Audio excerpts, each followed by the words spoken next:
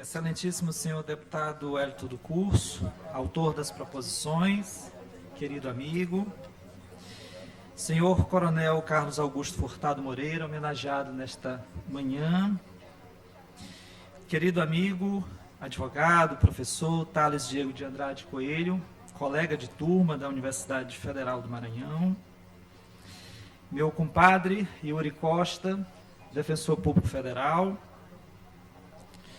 querido amigo de concurso, de labuta, de história, Gabriel Furtado, subdefensor público geral do Estado, querido poeta e procurador do Estado, senhor Daniel Blum. Quero cumprimentar também o senhor Adriano Antunes Damasceno, presidente, neste momento, em exercício da Associação dos Defensores Públicos do Estado. Cumprimentar o subcomandante-geral do Estado, querido amigo e familiar, Aritanã, que aqui se encontra, Aritanã do Rosário. Cumprimentar meu pequeno Dandan, que ali se encontra na plateia, meu príncipe Caio, minha Juzinha, Dona Bibi, os familiares e amigos que aqui se reúnem, defensoras públicas, defensores públicos, professoras da Universidade Estadual do Maranhão, professores da Universidade Federal do Maranhão, amigos e amigas. Tantos anos lidando com a palavra escrita e falada, dei-me conta de que jamais havia feito um discurso. Tarefa que para mim é especialmente difícil, não tanto pela falta que a poesia me faz, e nem pelos estreitos limites do meu vocabulário, mas muito mais pelas dificuldades que sinto de traduzir em palavras o misto de sentimentos que me contagia neste momento de festa. Afinal, recebo hoje a maior honraria do Poder Legislativo do meu Estado, que não é pouco. Aqui nesta casa estão representados os interesses e direitos de 6 milhões de maranhenses, além de todas as gerações que nos antecederam. Gerações que enfileiram diversos heróis e heroínas, a exemplo de Maria Firmina dos Reis, Maria Aragão, Negro Cosme e Dona Pureza, uma heroína de quem conheci a história recentemente e que deflagrou a luta aqui no Estado e no Brasil contra o trabalho escravo, nas suas modalidades mais recentes. Heróis e heroínas que em diversos campos de atuação no direito, na literatura, na política, na militância, enfim, clamaram por justiça. Não a justiça das togas, dos tribunais,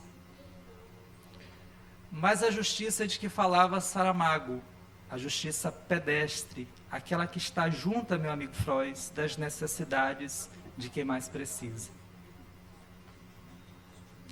Sua memória e seu legado, portanto, engrandece esse parlamento e aumenta a responsabilidade de todos que aqui são homenageados. É imbuído, pois, desta responsabilidade que começo por um lugar comum, gratidão. Claro, tenho muito a agradecer e tenho gratidão por muitos, mas relacionar nomes seria apenas cometer uma dupla injustiça, tanto porque seria exigir muito da minha memória, e ela teria um álibi para se justificar, quanto pelo fato de subtrair dos que me ouvem as razões que me levam a agradecer. E aqui eu peço licença para compartilhar um pouco da minha história. É preciso, pois, voltar no tempo para falar por um instante sobre as lutas que tenho travado, que não têm sido poucas e nem fáceis. A primeira foi pela vida. Os longos dias de internação, logo após o calor do ventre, era um prenúncio do que estava por vir. Foi vovó quem me deu seu sangue. Sangue quente, paraibano e oxigenado de afeto. Graças a ele, pude vencer o pessimismo dos médicos. E lá já se vão quase 4 décadas de vitória, como esses cabelos brancos que os senhores terão dificuldade de ver, já o comprovam. Hoje vejo que vovó dizia que as pessoas dão o que têm.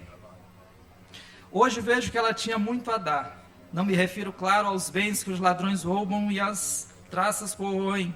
Falo do que é verdadeiro, do que é eterno, do que é perene, do que é puro. Naquele pequeno sítio, nos arredores de Zedoca, recebi as bases da minha formação. Sob seus cuidados, os cuidados da minha velhinha, aprendi que a natureza deve ser respeitada, compreendida, protegida. Como não se ama o que não se conhece, as lições integravam o nosso próprio modo de vida. O plantio da mandioca por seus talos, a rega, a colheita, a demora no molho para a retirada da acidez, o moer no caititu e a queima na casa de farinha, eram os parágrafos de um capítulo do livro da vida, que me ensinava que onde há terra, água, trabalho, não falta dignidade. Foi também ali que conheci as letras, com o cabelo perfeitamente partido, à razão de 3/4, e o cravo na Índia no bolso, para afastar o quebrante. Tomava a pé o rumo da Escola Imaculada Conceição, onde viajaria com bilhete apenas de ida para o virtuoso mundo do conhecimento. Não tínhamos ali os benefícios da vida moderna, vidro, concreto, pilhas, controle remoto, nada disso. Apenas um aparelho que só por força de expressão era chamado televisão, que sintonizava apenas um único canal, e isso após alguns atos de violência sobre a caixa e algumas buchas de palha de aço no alto da antena. Mas não nos faltava a vida digna, frutas abundantes, terra fértil, um punhado de criatividade infantil e, claro, o convívio com as estrelas fizeram da minha, posso dizer, uma infância feliz. As maiores dificuldades encontrei na cidade, atraídos pela ilusão de uma vida melhor e desesperançado das melhorias de condições no pequeno povoado, rumamos à capital, sem terra, sem a solidariedade típica do campo e sem renda. O êxodo rural, portanto, vivia antes de ler os livros de geografia e de ser apresentado a Graciliano Ramos. O desamparo só não era absoluto porque o salário mínimo que vovó recebia, dividíamos entre 6 e nos faltava tudo. Ali conheci a pobreza, não fossem os vizinhos, caridosos, e o caderno de fiados da dona Almeida, meus irmãos que aqui estão bem o sabem, santo caderno aquele, santo caderno. Teríamos passado muitos dias sem ao menos as 3 refeições. Espero que dona Almeida já tenha perdido esse caderno. E ainda bem que naquela época não se utilizava muito o Serasa. Não havia tempo, porém, para revoltas nem lamentações. Iniciamos então uma longa caminhada de superação daquelas condições. Primeiro, como ajudante de serralheiro, retorci ferros e ajudei a montar grades. Pintei paredes e percorri por longos dias cada uma das extensas ruas da cidade operária adjacências, gritando: picolé, picolé, picolé. Logo vi que aquele não era um trabalho para mim. O que de mais tentador pode haver para uma criança que está no sol que um picolé? Não tardei a vender cachorro-quente, depois batata frita, na porta da escola São Vicente. A rima foi involuntária. Foi nela que aprendi que não se coloca em panela, fervendo com óleo, água. Lição bem dolorida aquela. Em seguida integrei o programa da FUNAC. À época se dizia que era um programa para menores delinquentes e carentes. Devo dizer que eu era carente, integrava o grupo dos carentes. Foi minha primeira carteira assinada no restaurante Comes e Bebes, na Praça João Lisboa, no antigo prédio do Lítero, onde lá iniciei minha vida propriamente profissional. O restaurante, porém, 2 anos depois foi à falência. Migrei então para o trabalho informal como camelô na Rua Grande. E ainda hoje é possível que os nossos nomes sejam lembrados na transversal que faz divisa com o saudoso Colonial Shopping. Digo isso porque trabalhávamos os 3 irmãos que aqui estamos. E os 3, mamãe resolveu chamar de Jean. O mais velho ela chamou de Jean Marcelo Nunes Pereira. O do meio, eu, Jean Carlos Nunes Pereira. O mais novo, mamãe era muito criativa, e aí ela chamou o terceiro de Jean Marconi Nunes Pereira. O quarto seria Jean Roberto Nunes Pereira. E só não nasceu porque quando descobriu o nome, desistiu da empreitada. Se mamãe tivesse tido uma menina, seria Jeane Carla Nunes Pereira, seguramente. Muito bem. Hoje vejo que se tivesse buscado outros caminhos, talvez outras soluções fossem encontradas. Ainda trabalharia na ABB, num restaurante na zona industrial e num posto de lava-carros no Calhau, com direito a breve passagem por uma agência franqueada dos Correios.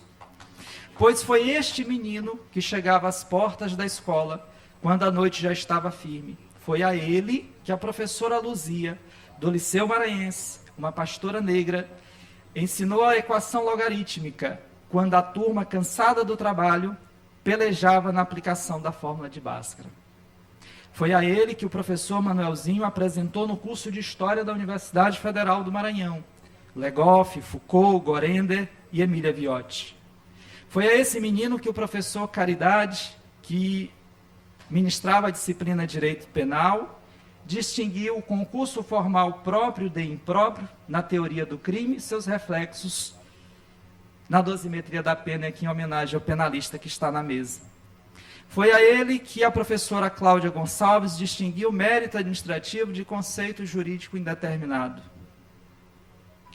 Mais que isso, foram essas senhoras e esses senhores que, no seu magistério de afeto, não deixaram que o cansaço e o desânimo sufocassem o sonho daquele menino.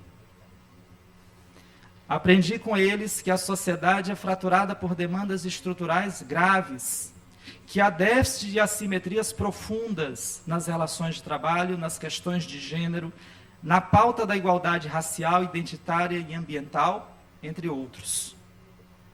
Que o direito e o reconhecimento que a vida acadêmica nos proporcionam devem ser utilizados como instrumento de transformação da realidade desigual em que se estruturou a formação da sociedade brasileira, calcada pela exploração, pela violência e pela negação de direitos.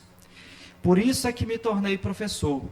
Por isso é que esse prêmio é de vocês, de cada um dos professores que aqui estão, da professora Socorro, do professor Geraldo, de cada um dos professores da educação que ajudam na formação desse país, em especial dos professores da educação pública.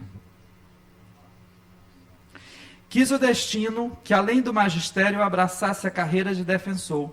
Claro, a batalha foi árdua, como é a de qualquer concurseiro, mas ela assumiu algumas especificidades que devem ser registradas na memória.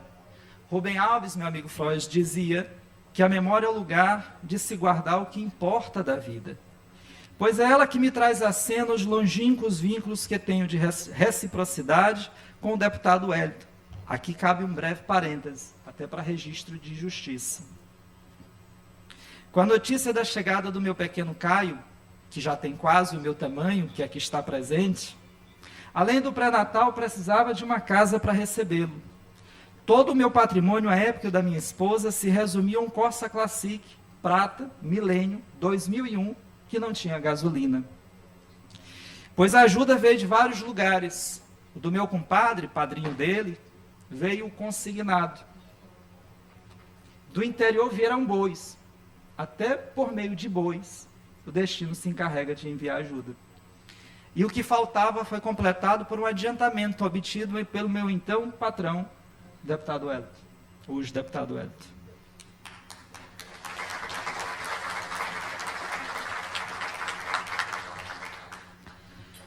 Foi dele que obtive o apoio para estudar de 5 dias na semana, sem prejuízo do salário. Foi ao seu lado, lá no segundo andar do curso Wellington, no Monte Castelo, que consultei o resultado do concurso que mudou a minha vida. Seria defensor público. Portanto, deputado,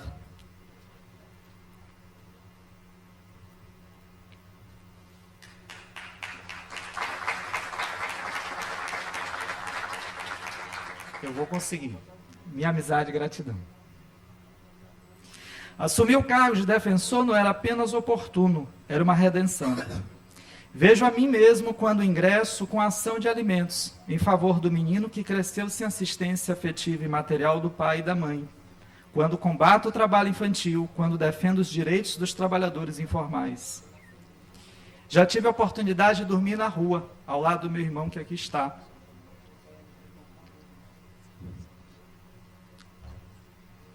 À época, vendíamos refrigerante e cerveja no lava-pratos. E era péssimo, porque meu irmão sempre gostou de beber, então ele vendia uma, bebia duas. Era terrível, não dava lucro, era uma atividade inglória, deputado Wellington. E naquele dia nós não tivemos onde dormir. Se me lembro bem, meu irmão, enrolamos os braços e as pernas com o plástico das caixas de cerveja e ali naquela igreja, sob os cuidados do céu e das estrelas, deitamos e dormimos para que no dia seguinte prosseguíssemos trabalhando. Claro, não vivi em situação de rua, mas experimentei a rua. Quando atuo em favor desse tipo de público, é aquele menino com seu irmão, na noite do lava-pratos, que vejo. Sei, portanto, exatamente o que significa o trabalho cotidiano, silencioso, incansável de cada defensor e cada defensor público. Por isso que este prêmio, meu amigo Gabriel Furtado, meu amigo Yuri Costa, é um prêmio que dedico a cada um dos colegas, a cada uma das colegas, pelo inestimável serviço de assistência jurídica prestado pela Defensoria Pública. É um prêmio que eu também estendo aos meus colegas de faculdade, que foram extraordinários na minha atuação e que me auxiliaram na minha formação, e em especial aqui o querido amigo de longa data, Thales de Andrade. E aqui, muito mais do que ao amigo, quero falar diretamente à sua mãe, Dona Conceição Andrade, para lhe dizer que deu certo. O seu esforço de mãe sozinha construiu uma estrada de luz que não se cansa de iluminar a todos aqueles que lhe seguem os passos. A Dona Conceição Andrade, meu muito obrigado.